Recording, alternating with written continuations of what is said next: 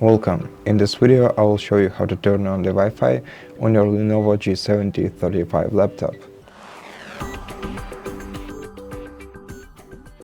So to enable Wi-Fi, you'll simply have to tap on this globe icon right here and then tap on this Wi-Fi button over here.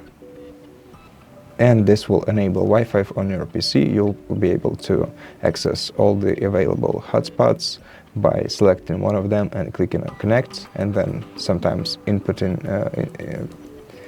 typing the security key if the network is secured. And basically that's all for today.